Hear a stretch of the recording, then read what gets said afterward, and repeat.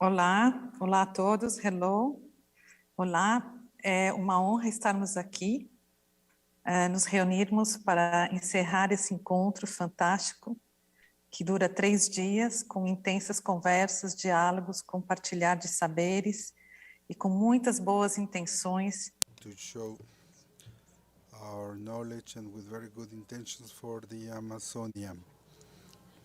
It's good to be here at the end of this meeting to bring good ideas about how we can move in the direction of preservation and protection of Amazonia and its peoples and of promoting a sustainable economy in this great biome.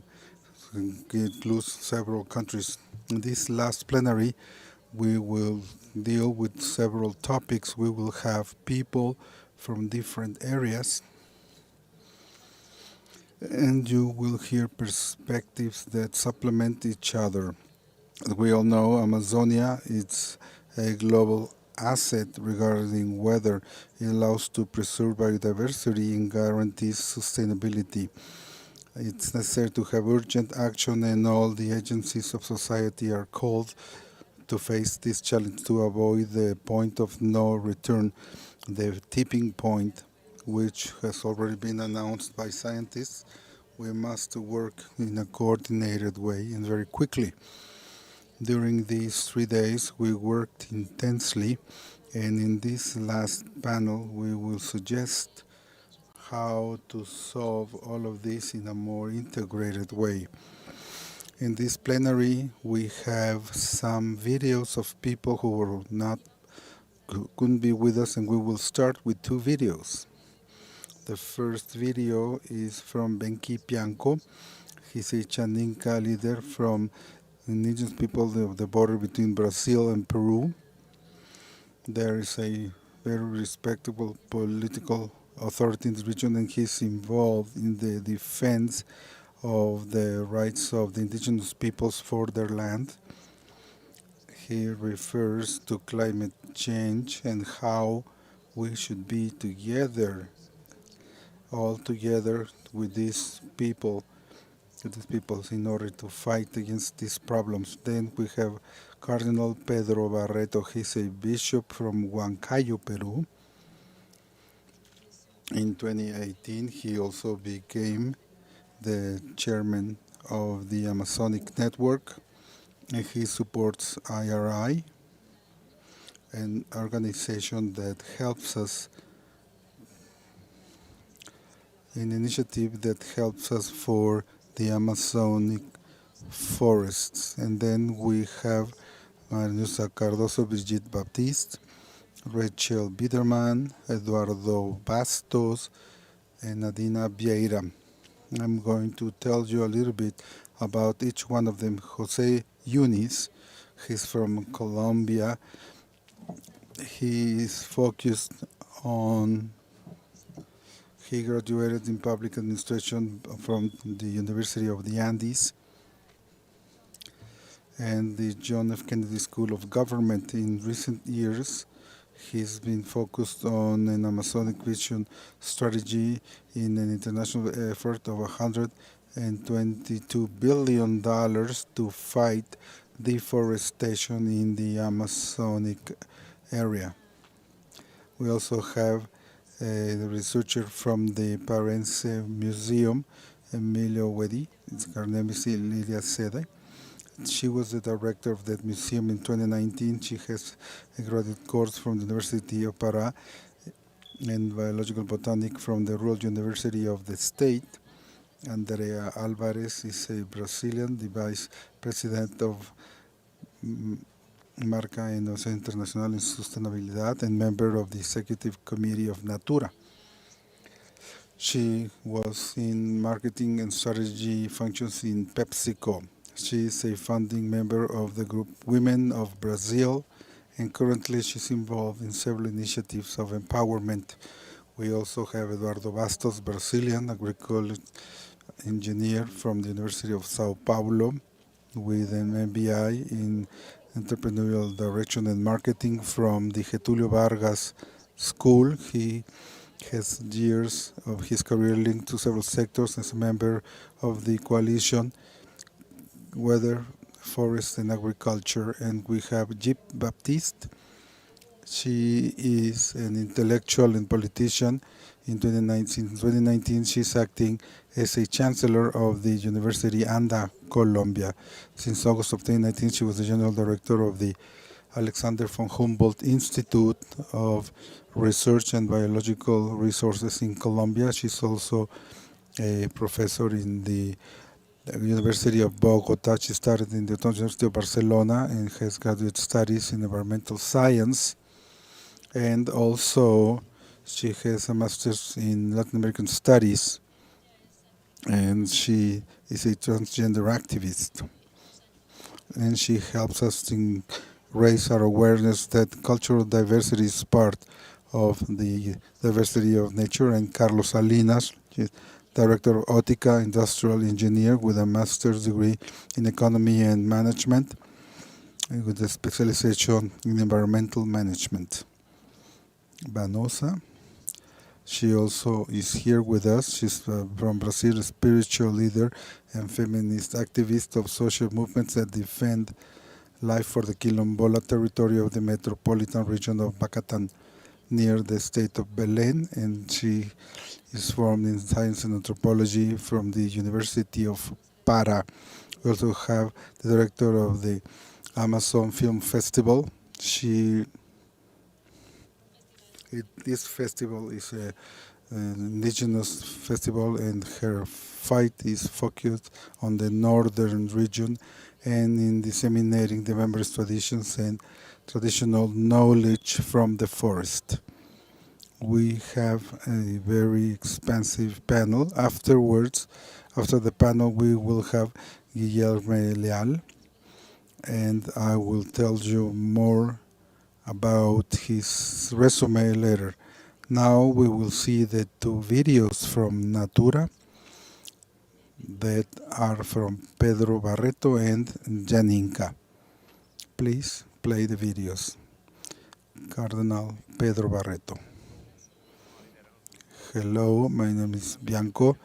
I'm a leader from the Janika people and representative of the president of the Institute of the region. I would like to emphasize what happens in the world, which is not a problem only of the indigenous people.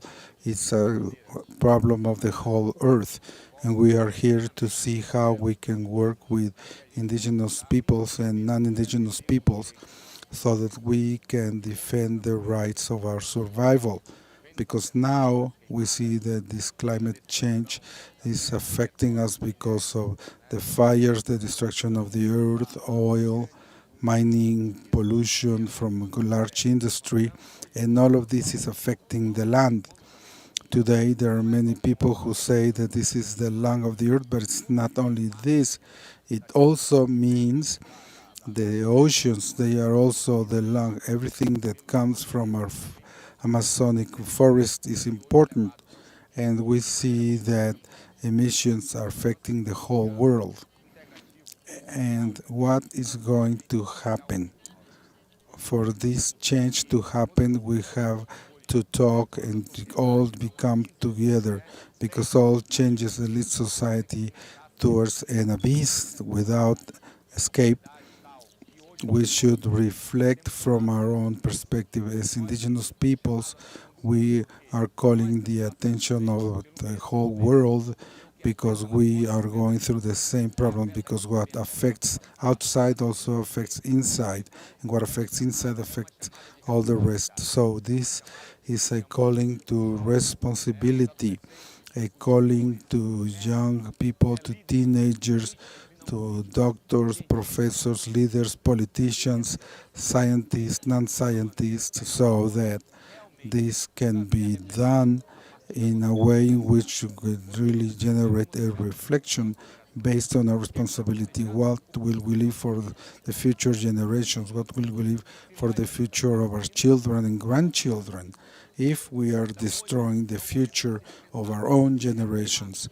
This is the time to rethink how we are going to work in a different way to develop techniques based on what nature is showing us. As indigenous people, we have shown that reference because now we have examples that aren't appearing before the world, before people who destroy the world, before politicians and science, because what is happening is a planetary level event, that something that's happening in mankind, and we have proven that without this land, we are nothing. Without the knowledge, we are nothing because we breathe what this territory is suffering, what this water is suffering us, and we eat what comes from nature and the earth. So they are our mother and our father, they are everything for our life. We must learn to use this natural wealth because a lot is lost every day, and in Amazonia we are having a great impact because the activities such as mining, deforestation, oil, everything that's happening, we cannot resist that, and we are making an urgent call. We are requesting the attention because they are affecting our lives, because our lives are going to pay for this. This is an abyss. We have to stop to think and rebuild the future of our lives. So this is what I wanted to tell you. I invite each one of you so that this will not only be in the hands of the indigenous peoples. We have proven to all the world we're not scientists, but we are intelligent, and we will survive without destroying our biodiversity and our land, our water. We just take what is necessary, and that's why we are here to present to the world this reference as part of a new plan so that we can develop from here to the future what is the road that we have to follow.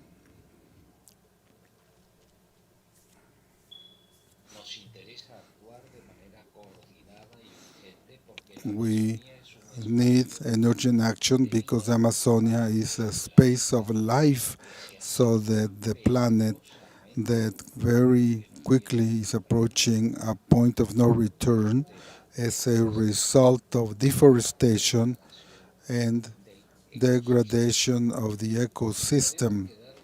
We can be indifferent. We cannot be indifferent before the pain and destruction of the only home that God has placed in our hands, so that we manage it in a responsible way for us and for future generations. Amazonia as a biome is one of the sources of climate balance and regulation of rain and the possibilities for a dignified life for millions of human beings. We have Amazonia in serious danger because of the situation we've indicated before. It affects all of us. It's urgent to have coordinated action like the one proposed in this event, in this very important event for the life of the planet and for the life of the Amazonia. The encyclic Laudato Si from Pope Francis indicates what type of world we want to live to our children, the children who are growing up. And this question makes us become aware of the world we want to live to the coming generations that come that after us. And we want mainly the general guidance, its direction and values. If this question is not beating in each one of us, our ecological concerns can achieve less important effects. It's the time, this is the right time, so that all together we can join our efforts, defend and protect the Amazonia as a biome of mankind, but also all nature in its entirety. 3 years ago, Pope Francis called Catholic bishops from the region, from the Amazon region, to the synod about new paths for the church and for integral ecology in order to face in dialogue with many other players such as you about the seriousness and the urgency of this time for Amazonia.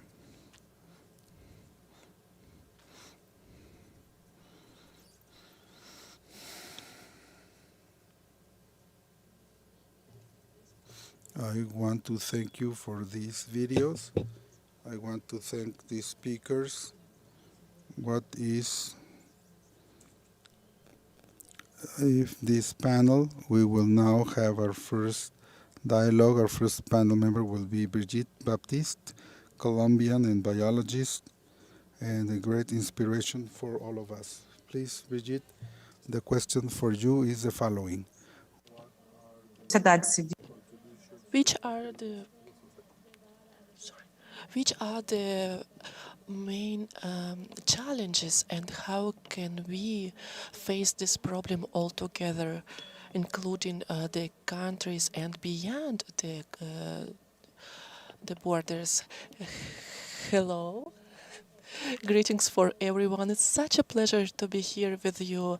I believe that one of the biggest challenges is the transferring of this knowledge. That is to know how to achieve the academic results, and those results to convert them into accessible knowledge for all the people. But also how local ecologic knowledge, indigenous knowledge, people's knowledge, how can it convert into a practical knowledge for decision-making process. For example, a few years ago in Colombia, an ecologist author published a book about life in Paraíba.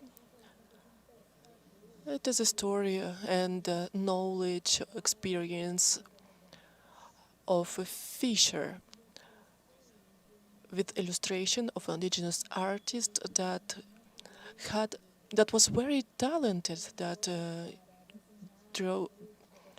knew how to draw this species, the one that was the subject of this story, of this book.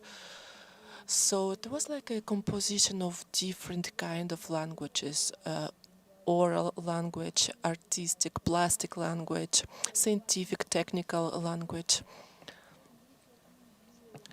It allowed to many decision makers to understand it even outside this territory, outside this place. This knowledge about Amazonia, it was available for all the people in the world, so this is the importance. And it is translated into creation of transdisciplinary and multicultural work. It's like this work that can show what happens in Amazonas in a wide and more sensible, more cooperative way. And also it shows more solidarity among all the Amazonian actors inside and outside Amazonia. So I believe that Amazonia right now is calling for our heart, for all the people in the world, and it is important to understand how can we rationalize it, this process of decision making. Thank you, Bridget. It was very inspiring. Thank you so much.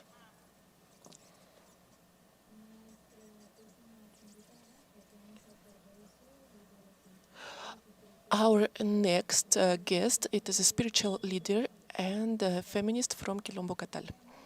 Vanusa, how a spiritual leader that you are, what do you think about resistance?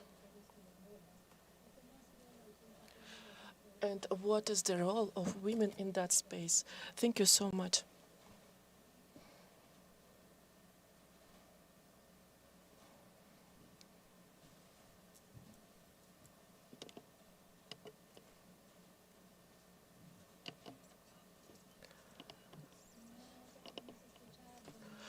We can't hear you, Vanusa. Your mic is off.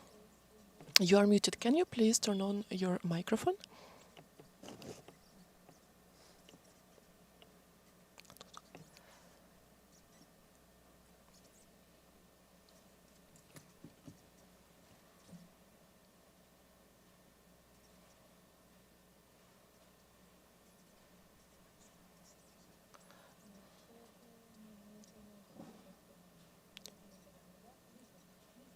Okay, now we can hear you, Vanusa.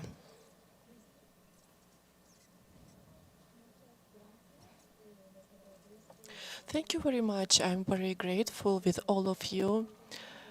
And I asked all my ancestors for help to help me to be here in this space with you. And also I ask for permission to all my relatives that are in this plenary session. My name is Vanusa Cardoso, and I'm here to talk about challenges, the challenges that Quilombola women face. It's not easy to be a woman and Quilombola in Amazonia, in this multidiversity that Amazonia is. So, us and me in personal as a Quilombola leader from my position of activist and feminist, I defend life in its totality. And my life is not more important than life of a tree, of a plant, of an animal, of any species. Of doesn't matter the size, doesn't matter the kind. So we fight to defend the life in its totality. To be a woman in Amazonia is to be an Amazonian woman. It's to be a warrior. It's to defend the earth, the land, the territory of our village, because the most important thing in Amazonia is to fight against capitalism, against sexism, against patriarchy, because it is difficult for other leaderships. Imagine for us as women, how can we fight and defend life in our multidiversity, among our people that represent Amazonia. So from my position, I can say that in Para State, in Quilombola territory, Huacatal, we defend life. I want to express my gratitude for the invitation and to thank my ancestors that allow me to be in this position today. And with the help of my ancestors, I look to the future, and I believe that we can help each other, that we can think of better dreams, of better future. As we said previously, we depend on the nature and the complete nature.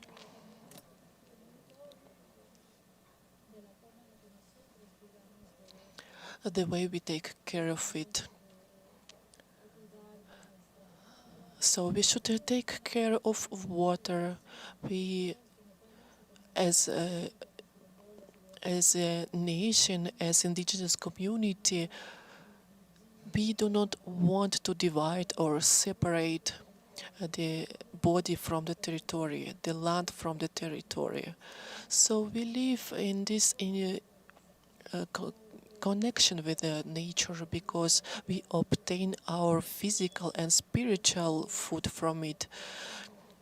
This is the way for us to obtain energy for our physical body and for our spiritual body, contemplating our guides, our orishas, and protecting the trees, protecting the wisdom of our ancestors.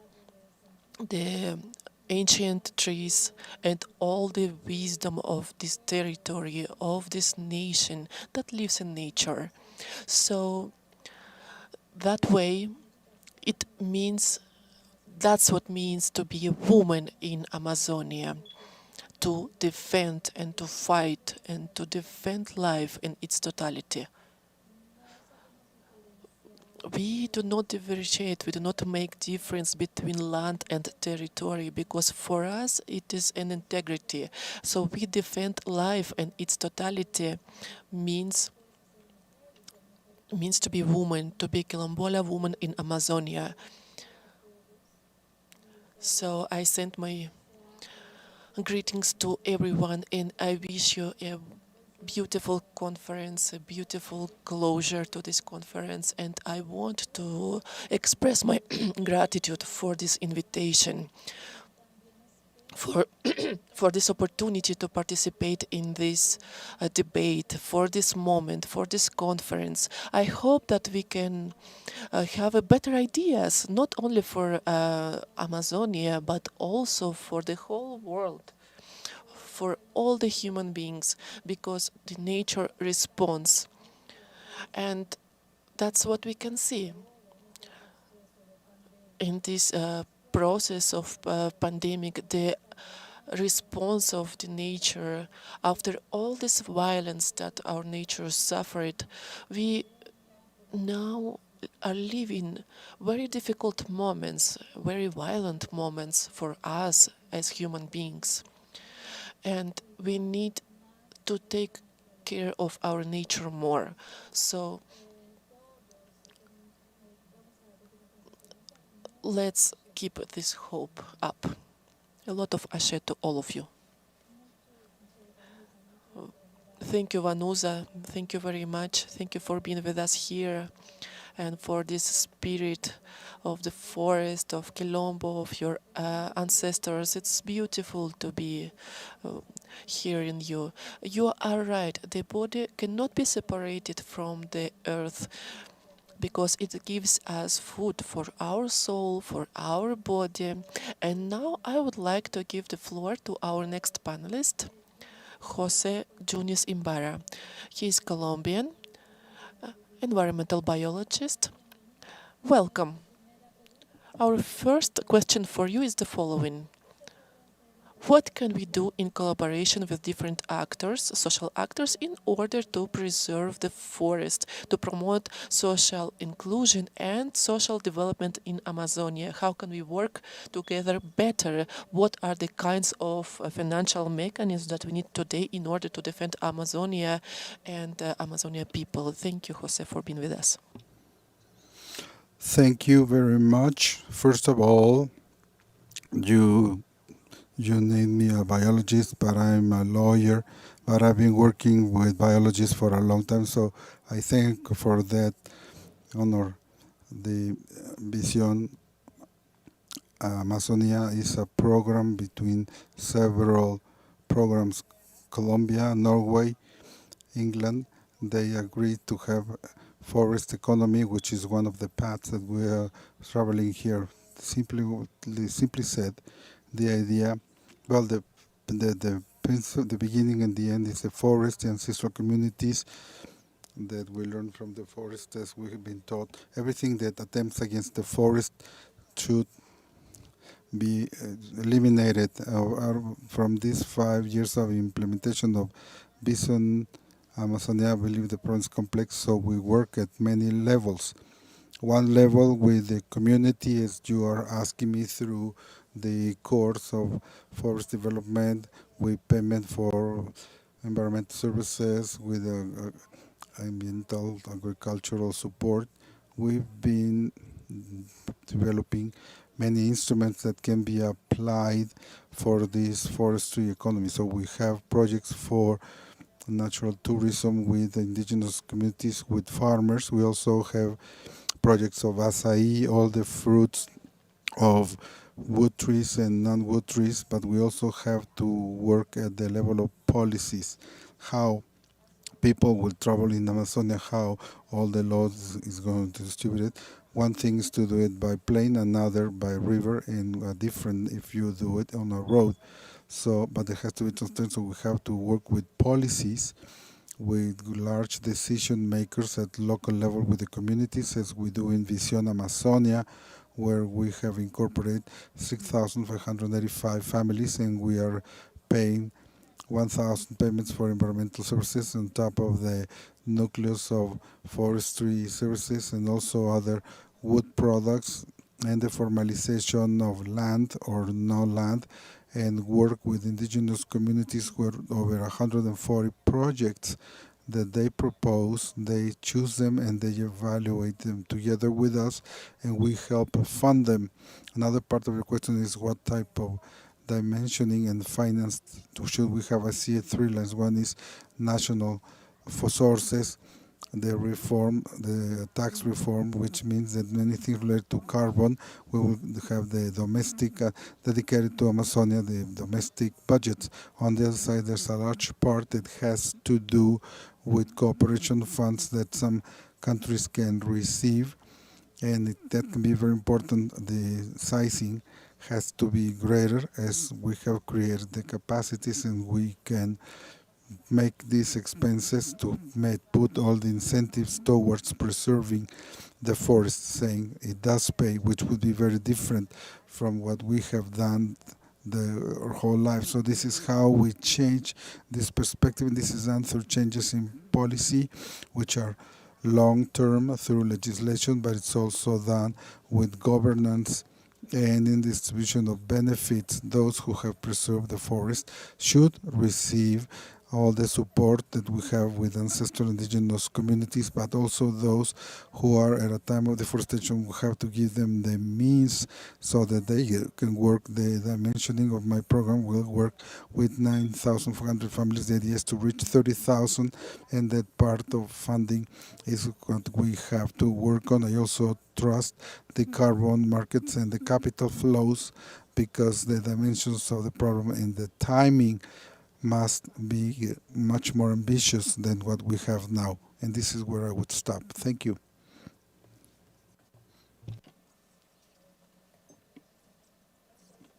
Did you hear me? Yo colgué aqui mi cámara un minuto. Gracias.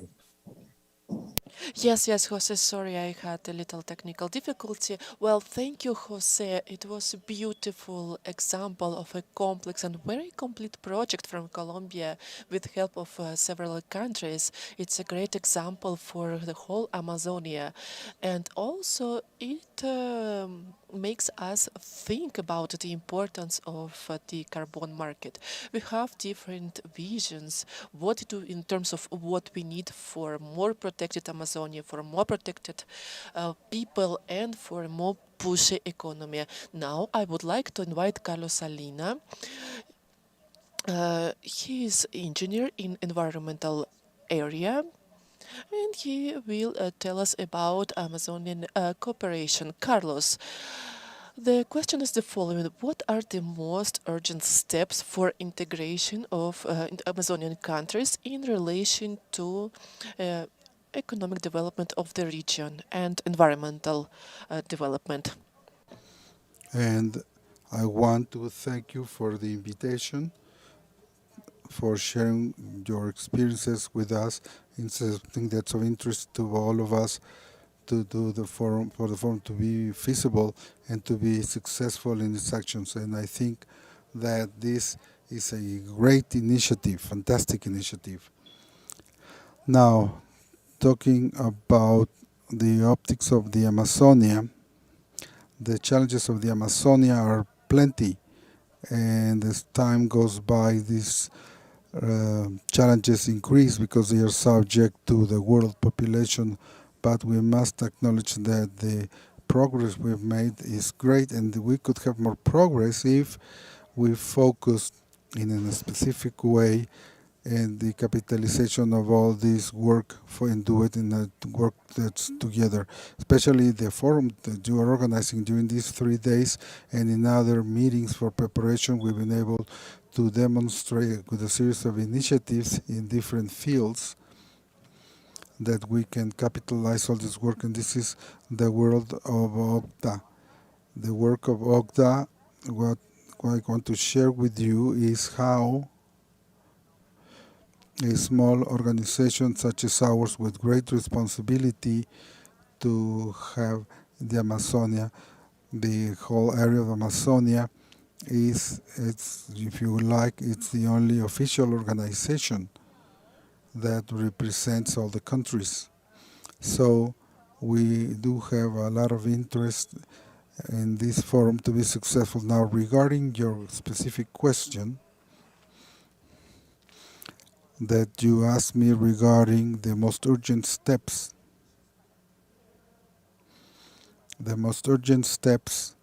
to achieve greater integration within the experience that we have as OTCA. It's a small organization with a huge responsibility. We see it as a process.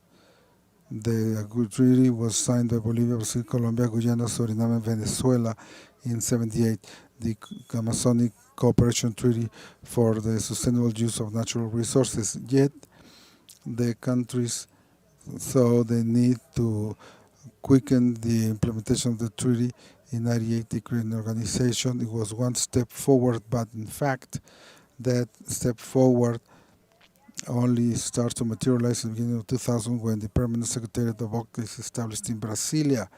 And once that was done, we approved a strategic agenda. So OCTA, what does it have? OCTA has a treaty, a mechanism to facilitate the treaty, and it has identified by every country what are the programmatic areas to work in. Among them, we have the indigenous peoples. That's a very important topic. The first agenda that we were talking about from 2010 to 2018 is based on water resources, native peoples, biodiversity, forest. So OTCA, it has a structure and it has a mandate from the countries. It can now work within the framework of an agenda with certain topic areas that are identified and transformed into action. So that's my experience. That's experience that we have from OTCA. So what we can do is that there is a mechanism to work, and what we have to do in any case is to identify very specific things, recognize that the efforts from all entities are necessary who have presence in Amazonia. We require joint effort in order not to duplicate efforts and use existing experience, and political support, because the dimension of the work required in Amazonia can only be achieved through great political support, whether it's through agreements or international agreements signed by all the countries, or with organizations with specific mandates within the Amazonic region, and of course funding.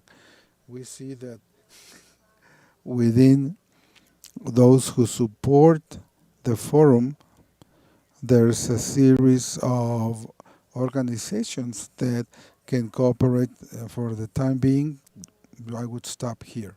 Raquel, thank you. Thank you, Carlos. It's an honor to be with you in this conference. OCA is a very important organization that exists since 1970s with the mandate of sustainability, which is very clear. And you are very close to the agenda of organization. Now I would like to invite Andrea de Natura. She works también she works as well in sustainability matters.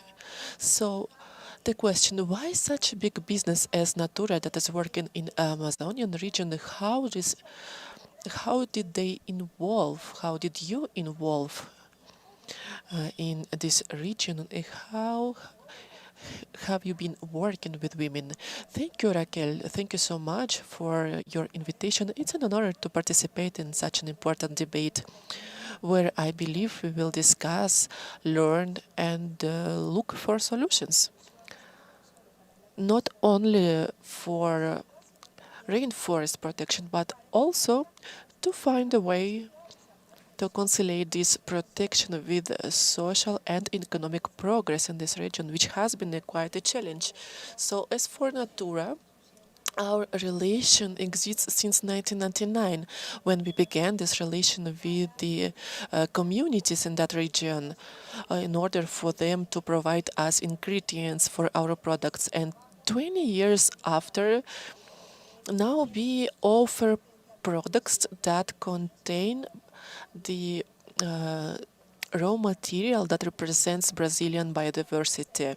So we had this idea that it was possible to think and rethink the logic of production, taking care of rainforest. We work with local communities, and it allowed us to know more about Brazilian biodiversity and to maintain our business without harming the rainforest. And also, this is a matter of benefits and social technologies and institutional strengthening, and also territorial matters that allows us guarantee that the use of ingredients does not harm the development of the community, neither the rainforest. And since 2011, we launched the campaign Natura Amazonia, and I've been coordinating this process. And so this is the coordination between Natura and the rainforest. So I believe we were able to preserve the environment, the value of local communities, and also to help to development. So there are many businesses in this region, more than 85 chains of social biodiversity, and an income for 7,000 families and, well, different communities in this region, which is, as a contribution, it's 2 hectares of rainforest. This is an economic regenerative model that allows social and economic development. What does it have to do with the women of this region? Well, I believe that their work has been a very important factor of empowering. Let me give you 2 examples. 2 women extractivists that is called AMA, and also the movement that is called Billion from Parastate.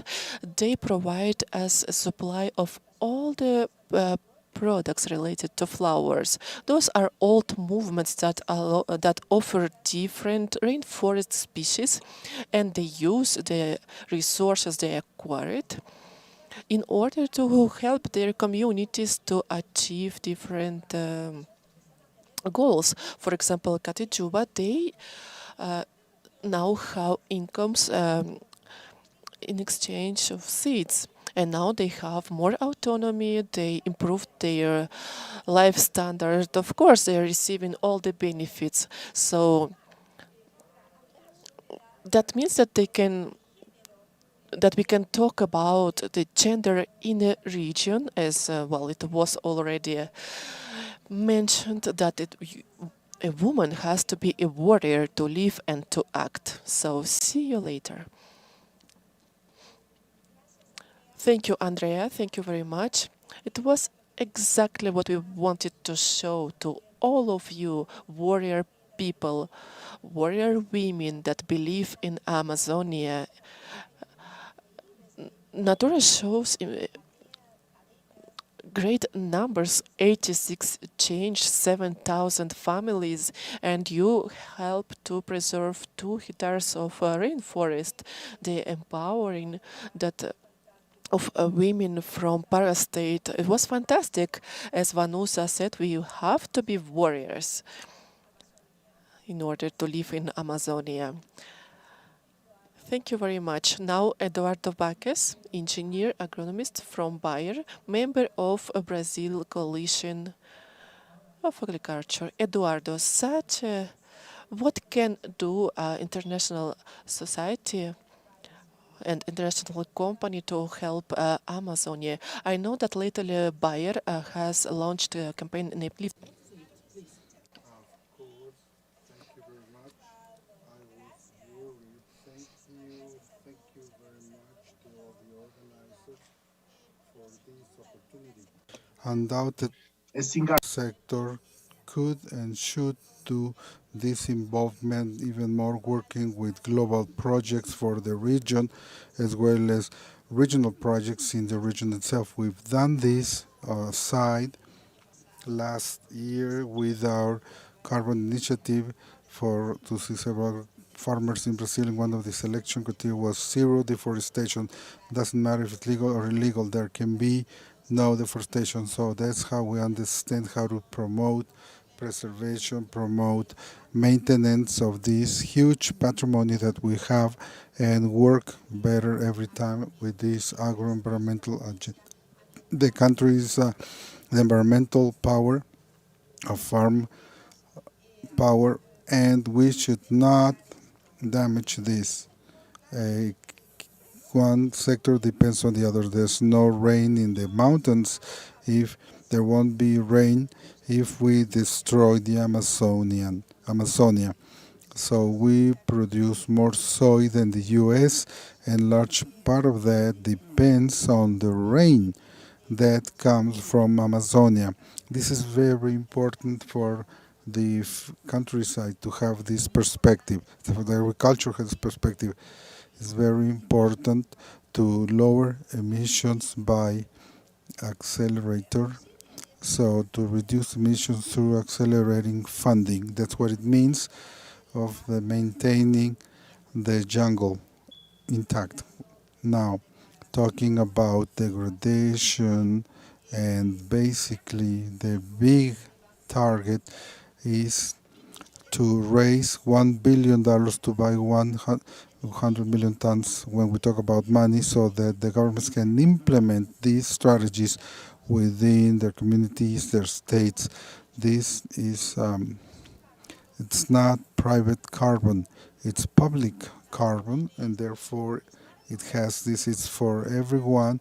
It's highly focused on maintaining this rainforest, for helping countries that don't have strong regulations or a strong control, and that we can, through funding of maintaining this jungle, we can support projects that can really transform in a great, large scale. We're talking about millions of hectares, and in different countries. The Amazon basin was contemplating the first project. We offered from the very beginning. We helped together with other partnerships, NGOs, state governments, countries that joined this initiative, and we see with very good eyes that in the first discussion we had 50% more offerings than what we had imagined to buy. So that's the way. It's just the beginning. It's important to stress here that LIFT had collected, has brought together more companies that joined this effort, besides the countries that are co-funding, the United Kingdom, the US, and Norway. It's great to see this mobilization in the COP.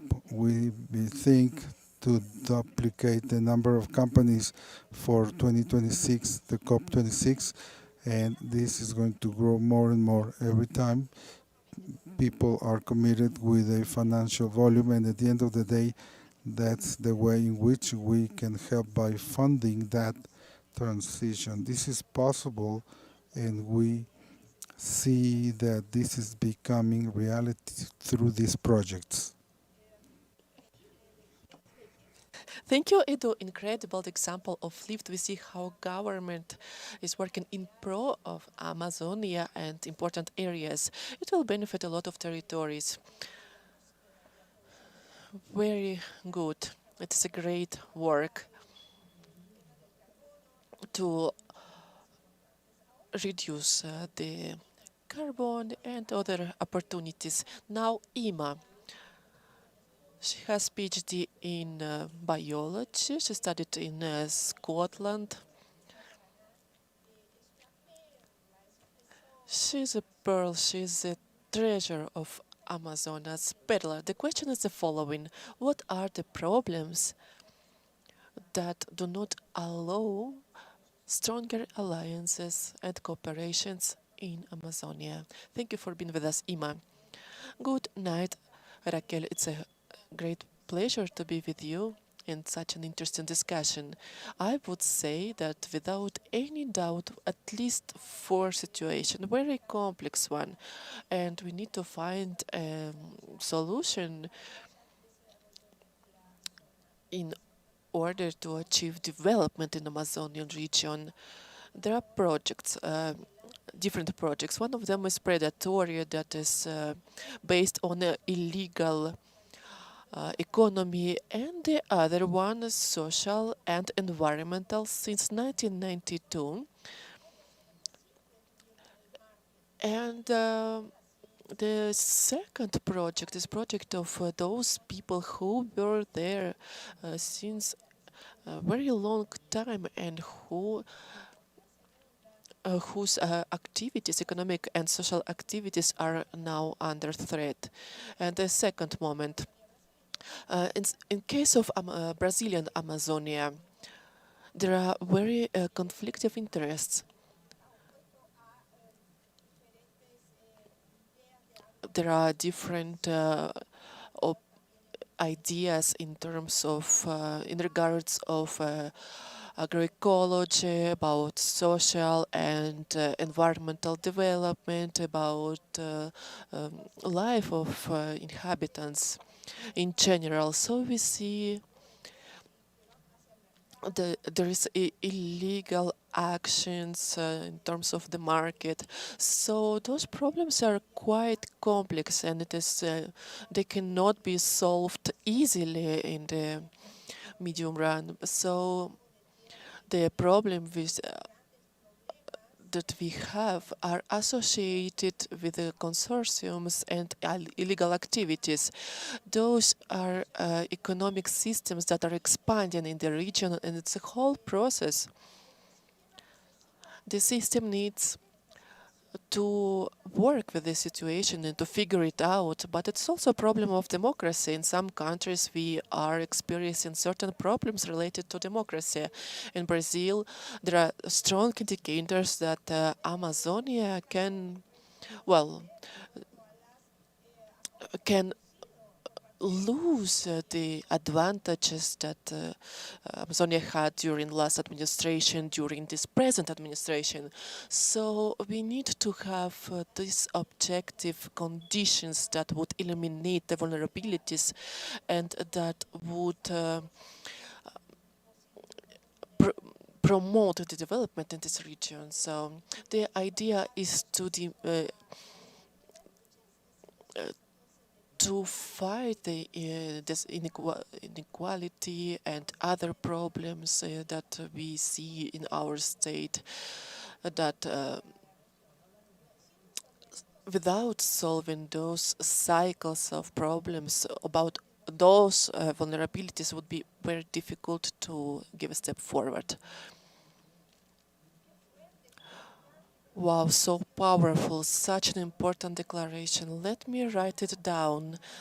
Basic democracy to defend Amazonia. Without democracy, there will be no Amazonia. It's a fundamental moment. Thank you so much for this declaration of Amazonian challenges. Of course, we need a lot of work to face it. We have not enough time for a second round, so I would like to propose each one of you, each one of us, can you please provide your final notes? Bridget Batista, our dear friend from Colombia. Just 1 minute, Bridget, please. We should become native. We should become native in Amazonas. Doesn't matter where we are from, doesn't matter what we do, what is our economic activity, what is our social expression. It is important for us to get this Amazonian flavor and to respect the parameters of functionality, of environmental history, and of course parameters of respect towards indigenous societies and mestizo societies that were colonized and that were converted into current Amazonian uh, population. It is a very important perspective in terms of nature.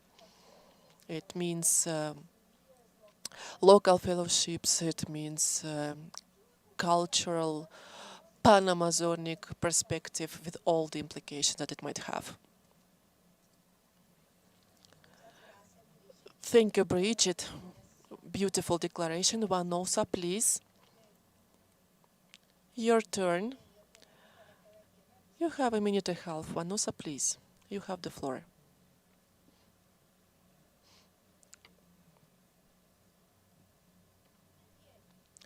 Sure.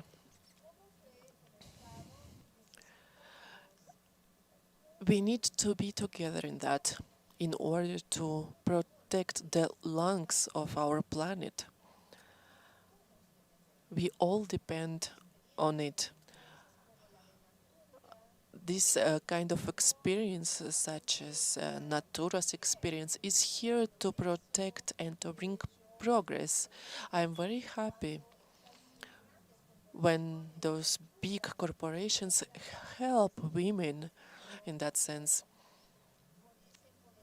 This empowerment that they offer them to be the owners of their economies and to depend on their own work. It is very important for all of us women. So I'm very happy when I see other women that are growing, that are developing their capacities and progressing. Amazonia is just that multi-diversity, ideas. We need we need a better future, and the idea that we can build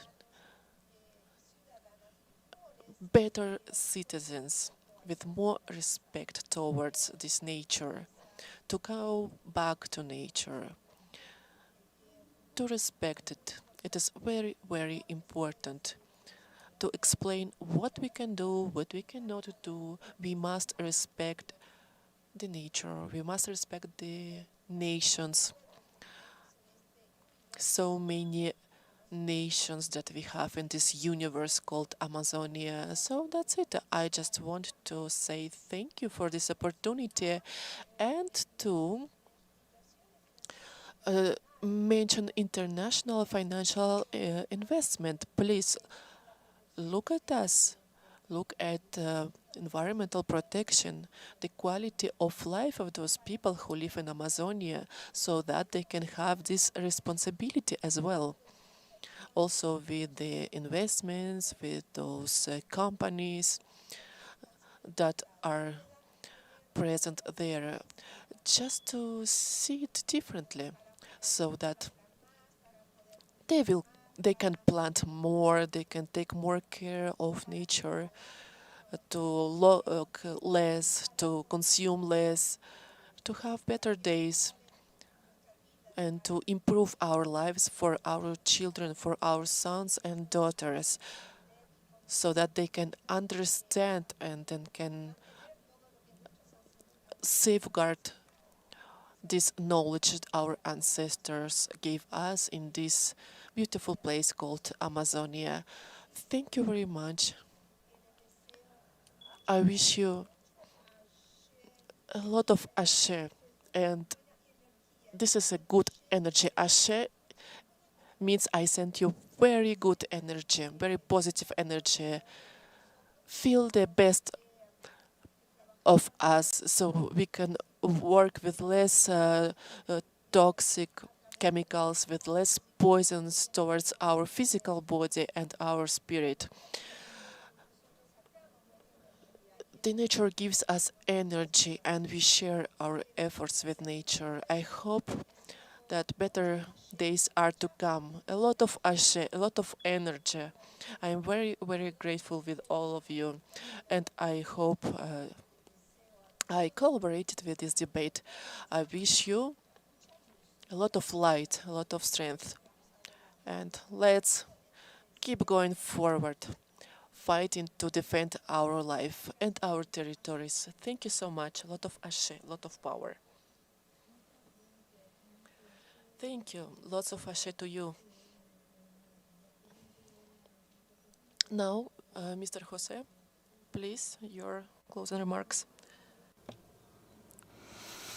In a minute and a half, I would say that we have a very complex task ahead of us in the sense that we have to deactivate the factors of deforestation and activate the factors of protection so that the motto Vision Amazonia has to preserve peace in all senses, but not only for Amazonia.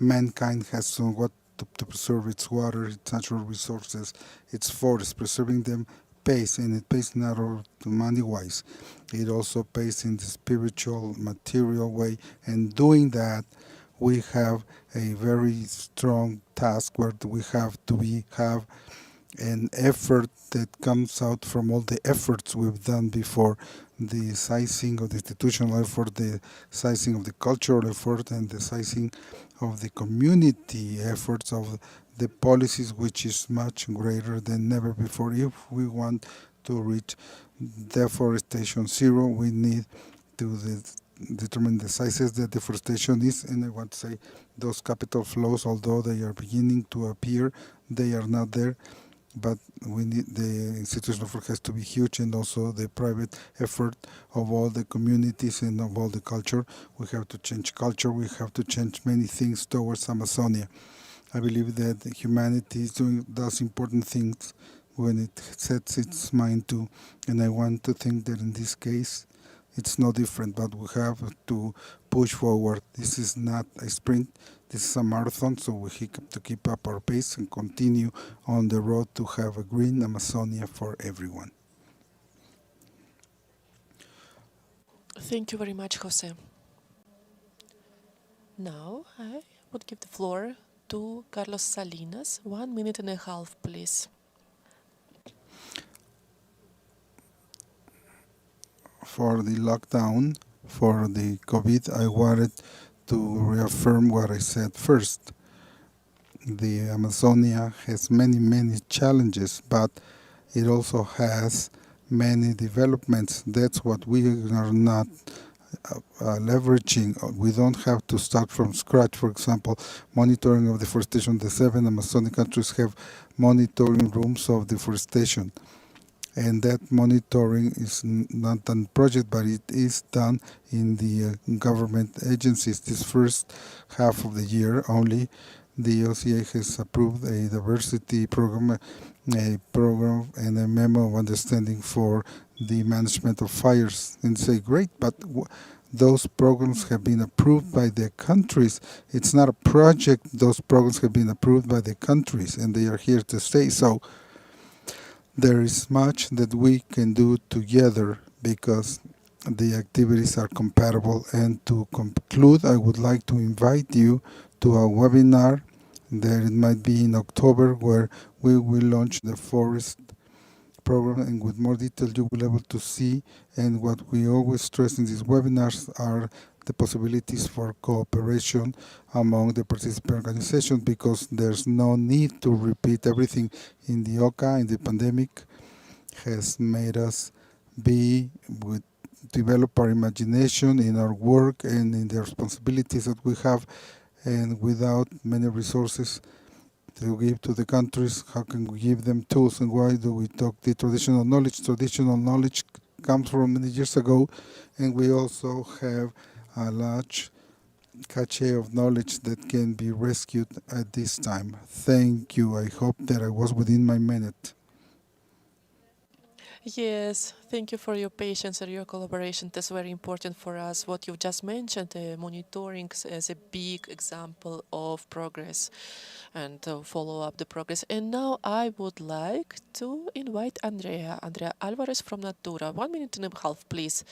Well, I believe that other speakers mentioned a lot what I wanted to say, but maybe this idea that we do need to change our way, the way we see the rainforest and the people that live in there, those traditions that have been proved for thousands of years, as Carlos said.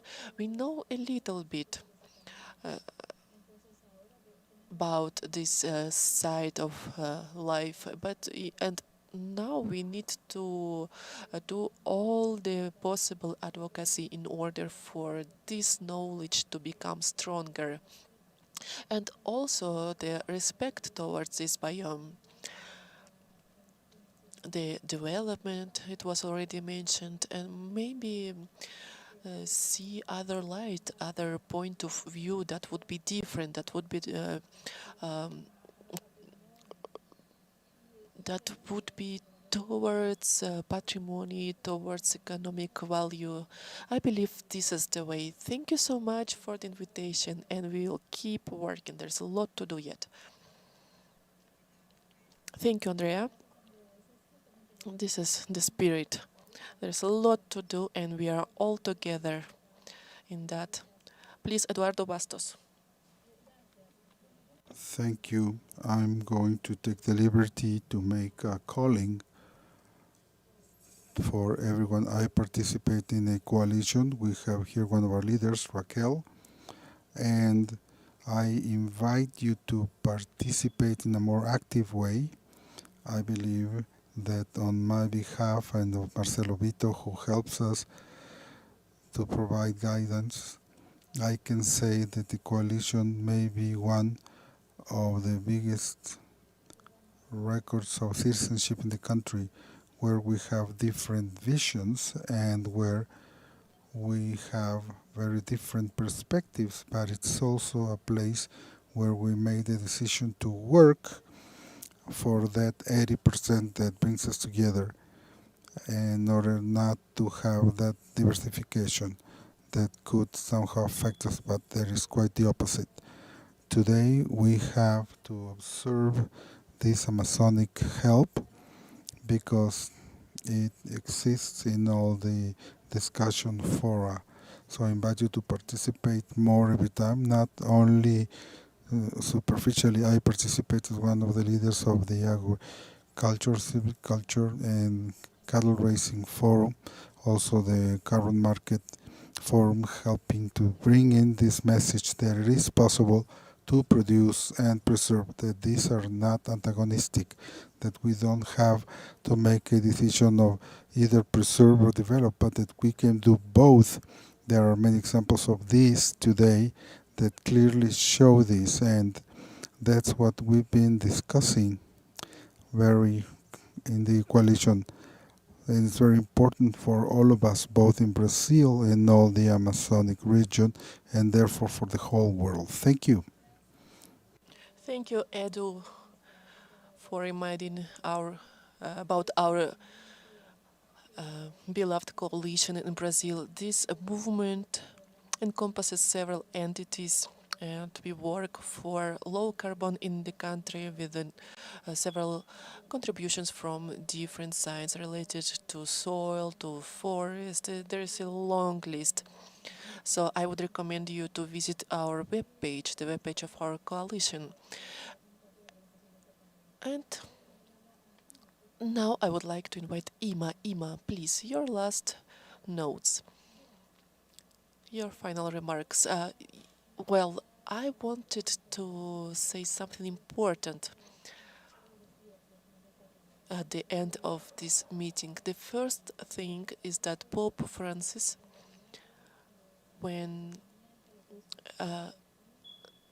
he is aware of what is happening here. He has visited, by the way, and he always had said that it is very important to hear the Amazonia cry. It is important for our citizens to know about the projects and to respect the creation of this regulation system. This is a beautiful, fantastic vision of what our traditional communities are doing. We can love Amazonia just the same way. And another thing that suggests a scientific revolution and technological revolution in the region, as a tribute to some colleagues that in 2015 suggested to have a revolution here in Amazonia in order to create strategic policy in terms of territories. And that's what we did, fighting with the obstacles, with social challenges. And this change was quite necessary also on constitutional level. The ecologic side of Amazonia, other sides, consolidation, matters related to the borders, and so on.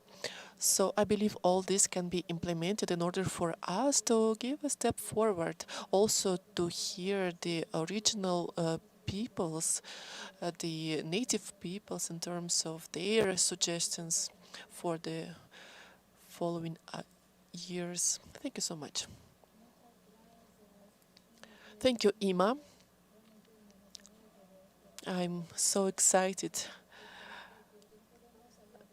I just remember those words. We cannot talk about Amazonas without hearing these kind of stories. And now I want to show you a video. It was a gift from Guilherme Leal. It's a great inspiration for all of us that are participating in this subject of Amazonia. He works in Natura. He's one of the founders of Natura, very beloved friends. And this is a very creative, incredible solution for sustainability. It is difficult to introduce him. He was a founder of Brazil IMA, also participated in political sustainability programs, co-founder of Natura company. And it is a company that gives the world this spirit of Amazonia. Please, Guilherme. Hello, everyone. It's a great honor and satisfaction to be here in this very important panel of Global Landscapes Forum. The need of the relevance of Amazonia for Brazil and the world was debated during these last days in this important forum. And the importance of the Amazonia is fundamental for the life of everyone. Amazonia means diversity. It means a place of the meeting of peoples. Amazonia is a cradle for the communion of cultures. It's a structure, repeated structure. We all know this, but it's not only this. We still have much to discover. The reinvention of Brazil is only possible if it goes through Amazonia and beyond, through the different Amazonias. In this situation, if we see it from a distance as a green spot, as a demographic Brazil, as a reserve or as a problem, 30 million people, or 30 million Brazilians live. Amazonia is much more besides the areas of conservation.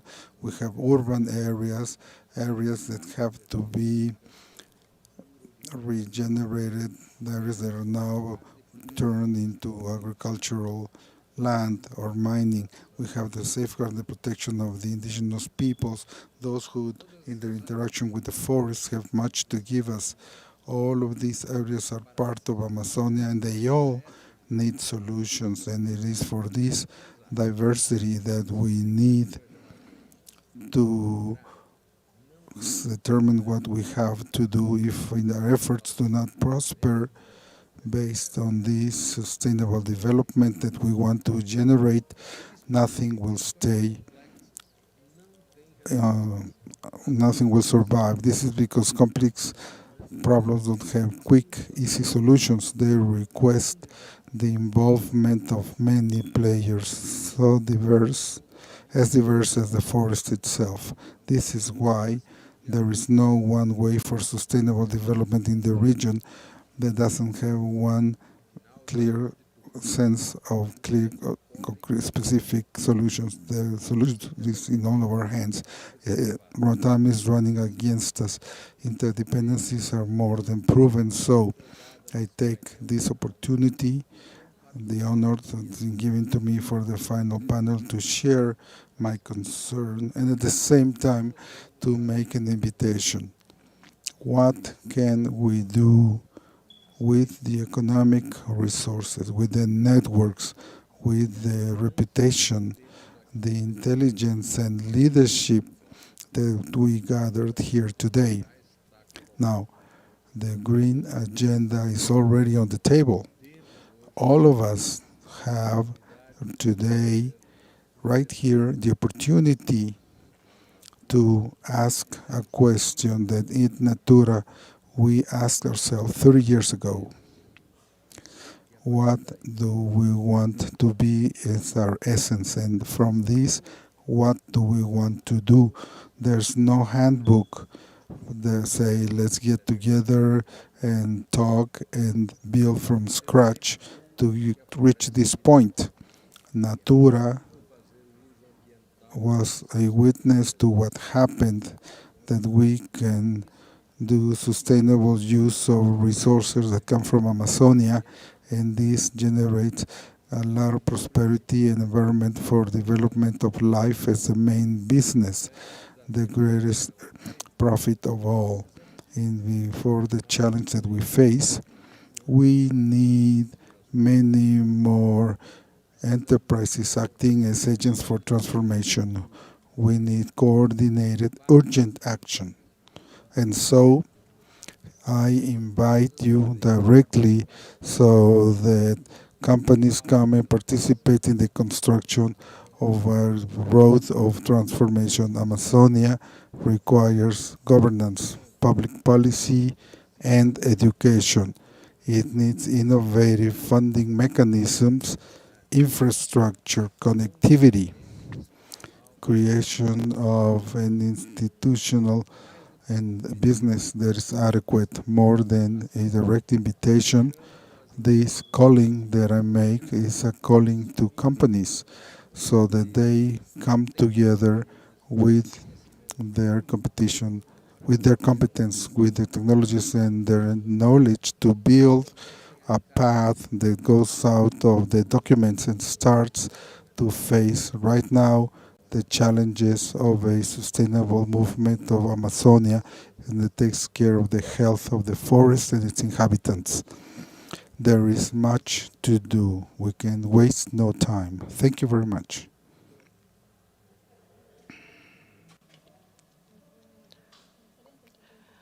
Was wonderful to be able to hear this statement of Guillermo.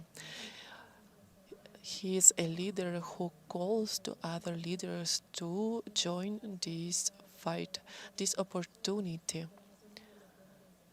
to give Amazonia what it deserves. Now, while we are about to close the session, and I would like to share my final remarks.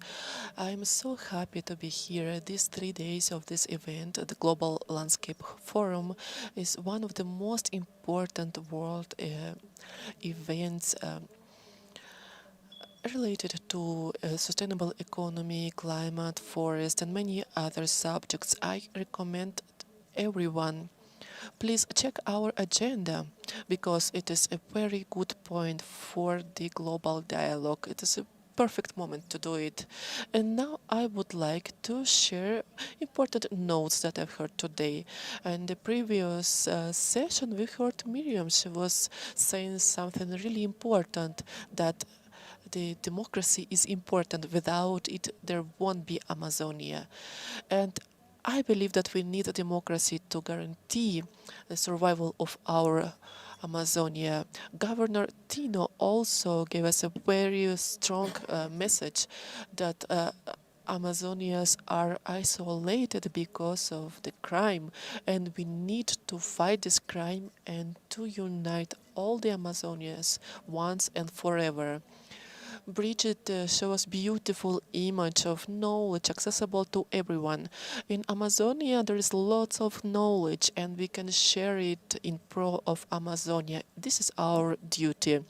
Also, I would like to point out that Vanusa mentioned the word hope. That's why we are here today. Not to limit ourselves to attract this energy. We need to plant more. And I like this image because Amazonia needs restoration. There are lots of efforts in pro of Amazonia restoration.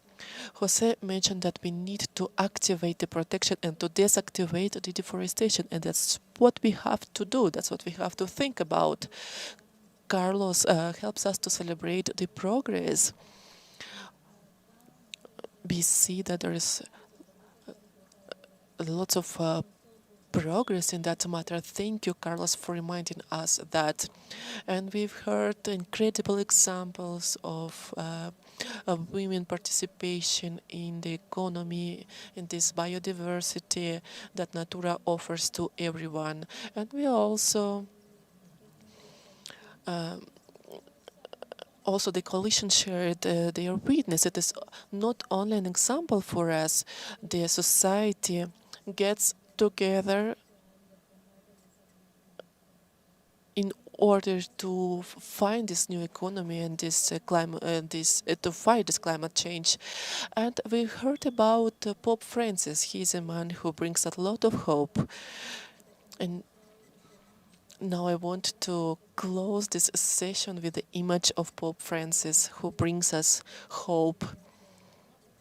And now I would like to play a video of Robert. He will tell us what happened during those days.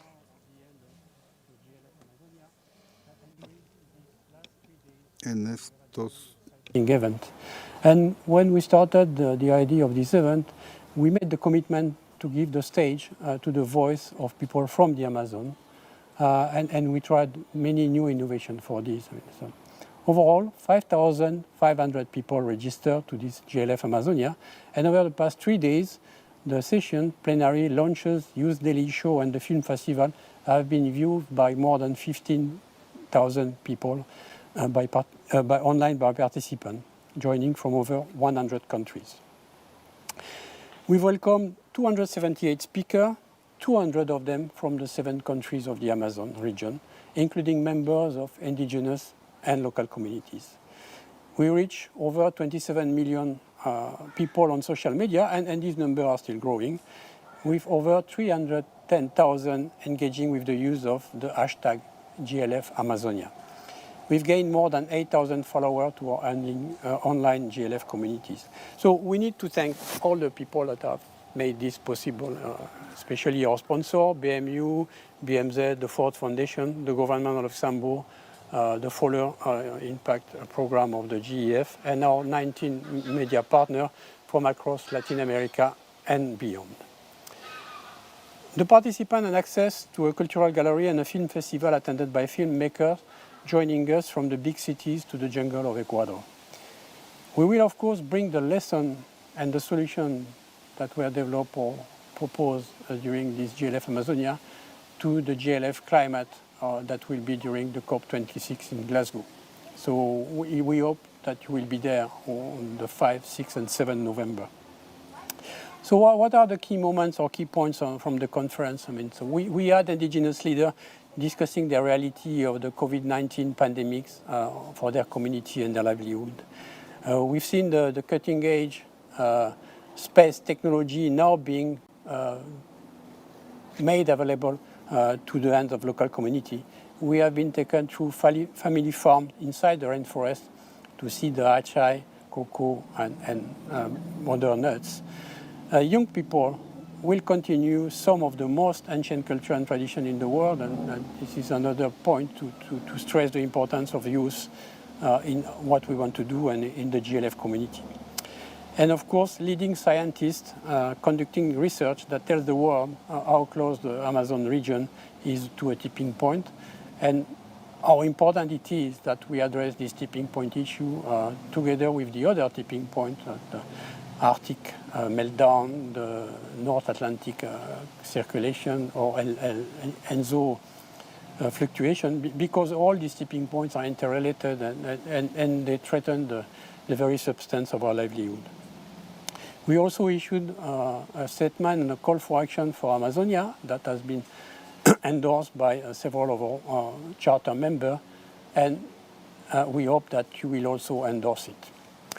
Now, if we want to be serious about what we do and what we say and save the Amazon, we really need to stop this economy that is currently based on an extensive use of very precious natural resources. Extensive livestock or monoculture are not the proper use for ecosystem like the Amazon, and we should not do it, and we should stop doing it.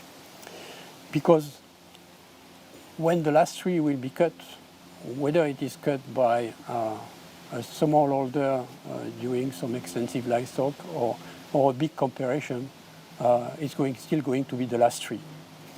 And if we want to move from a fossil fuel-based economy into a bio-based economy, then we need to have these trees.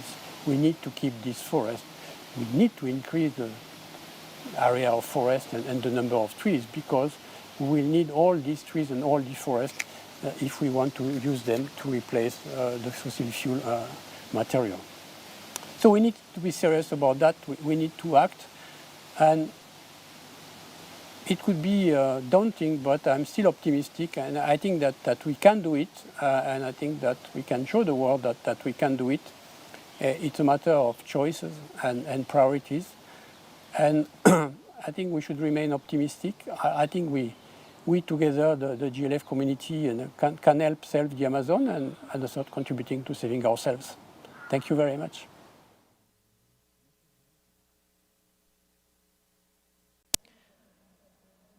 Thank you very much.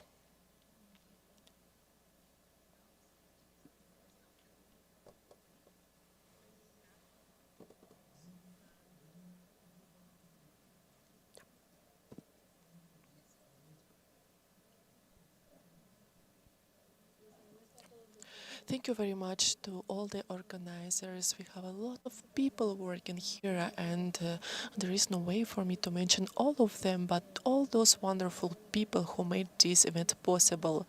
Now I would like to invite Jess Mota, the founder of a cinema festival, Amazonia Cinema Festival. It's the first indigenous festival. Please, Jess, you have the floor.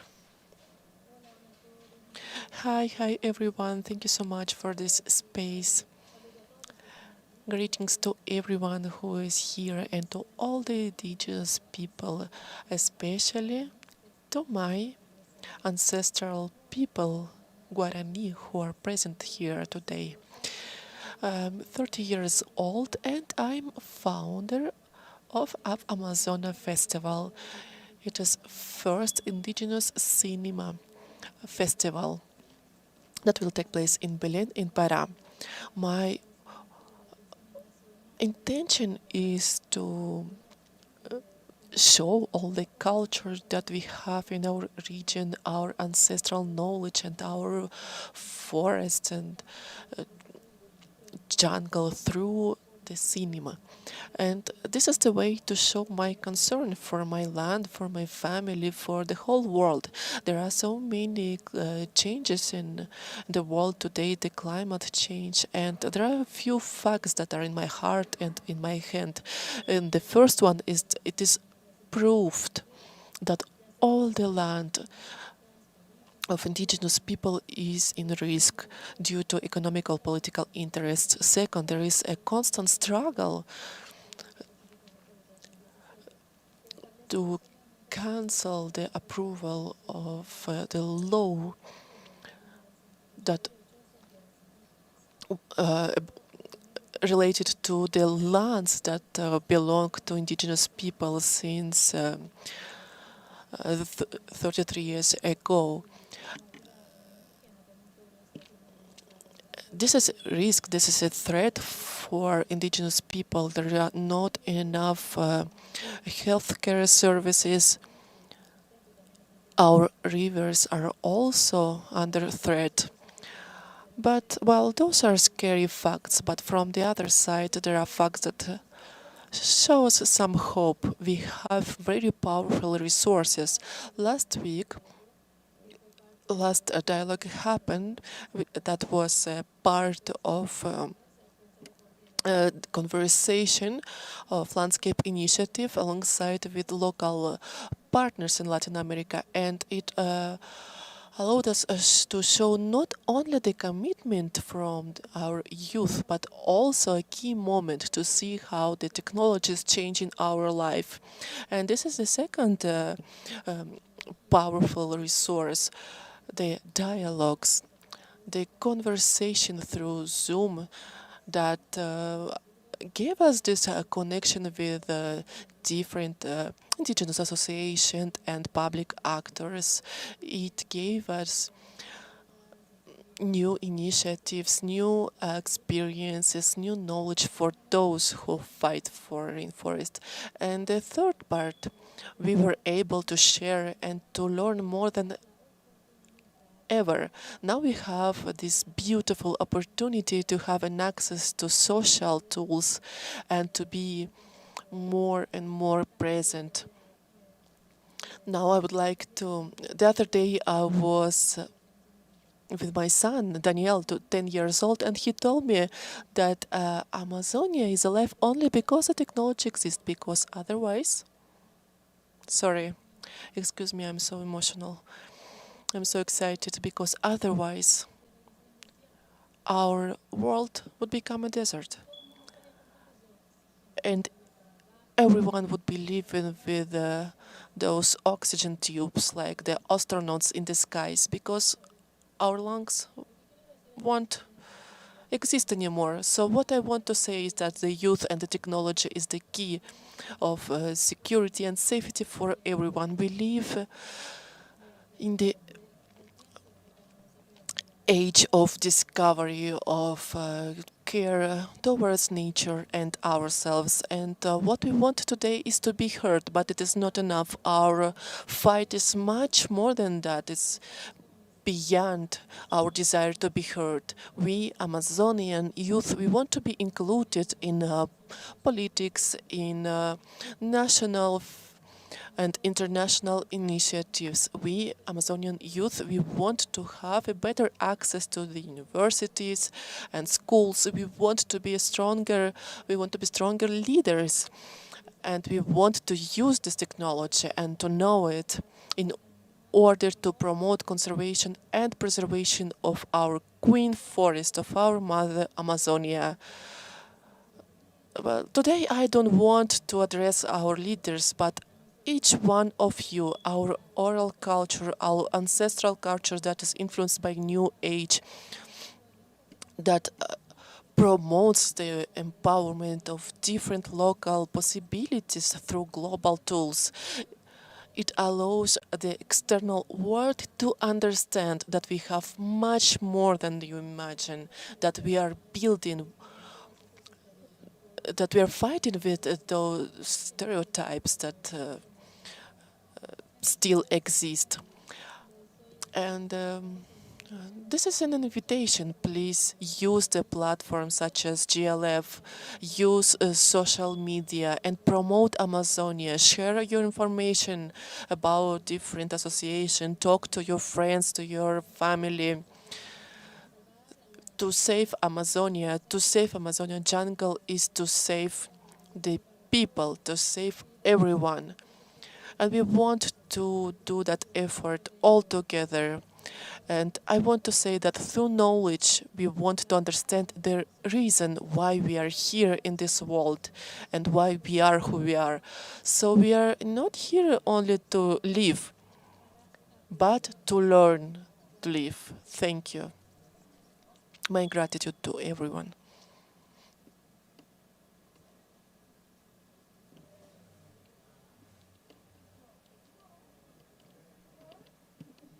Hola mi gente de la organización GLF, nosotros somos los Chichiridos del Amazonas y estamos felices de haber participado en el concurso Relatos de la Amazonía y haber ocupado el tercer lugar. Los invitamos con esta canción a seguir cuidando y preservando el Amazonas, los ríos y las...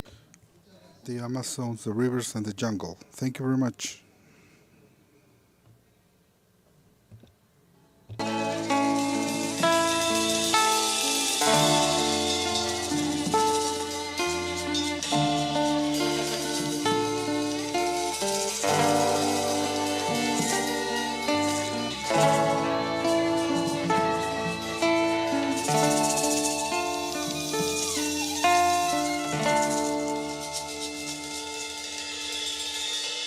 Yo canto para que llueva, para apagar la candela y que todo el mundo sepa que mi Amazonas se quema.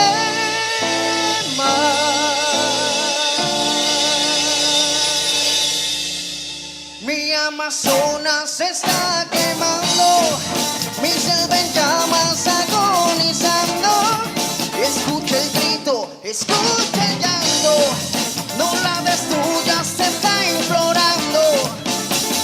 ¿Qué vamos a hacer si el aire se acaba también? ¿Qué vamos a hacer? Dímelo tú. Dímelo tú.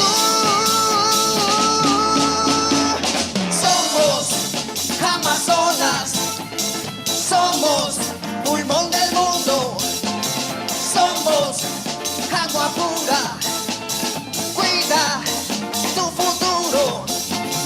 Somos Amazonas, somos pulmón del mundo, somos agua pura, cuida tu futuro.